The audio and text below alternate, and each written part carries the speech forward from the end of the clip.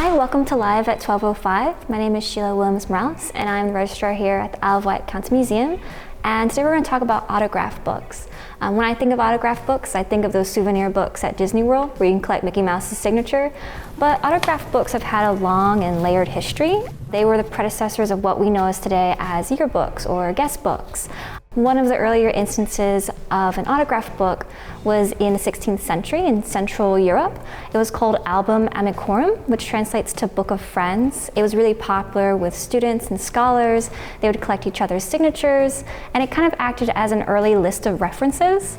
And then it reemerged in the 18th century and became popular with the middle class. The practice started here because of German immigrants and would reach its popularity around the Civil War before fading out of popularity. But young women still maintain the practice, which brings me to our artifacts for today. So both of these autograph books were owned by young women.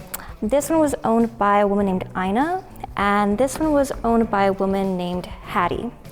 They're really cool because it has the names of important families in Isle of Wight County, like Delk.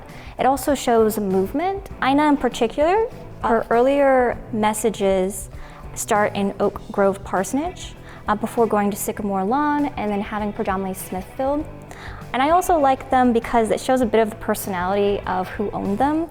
Hattie, for example, really loved gluing in pictures of roses and flowers. And these both date from the 1880s until the end of the century. What I love most about them, though, is it truly is a book of friends. Most of the messages are sentimental. The messages really convey that this was going to be an object of nostalgia. However, a lot of the messages are the same. And when I found that out, I learned that there was a How to Write in an Autograph book from the 1800s by J.S. Ogilvy. It was called The Album Writer's Friend. And some of the messages are straight from his book. And it reminds me a bit of writing like hags. In your yearbook, have a great summer, there's just certain expectations of what you would write.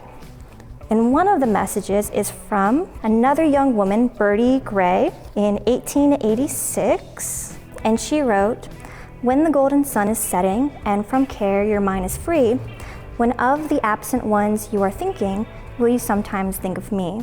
So this message I found throughout both of the books. It was pretty popular. But what was most interesting about this one in particular was it's from 1884 to 1901. So we have 20 years of this woman's life. And the last message is actually from her daughter. And in it, she writes about how she wants to be more like her mother and bring cheer and comfort to others. And I found it really touching just because this practice was predominantly done by women. And it's nice that her daughter participated in that tradition. So I hope that you found it interesting today, and thank you for watching.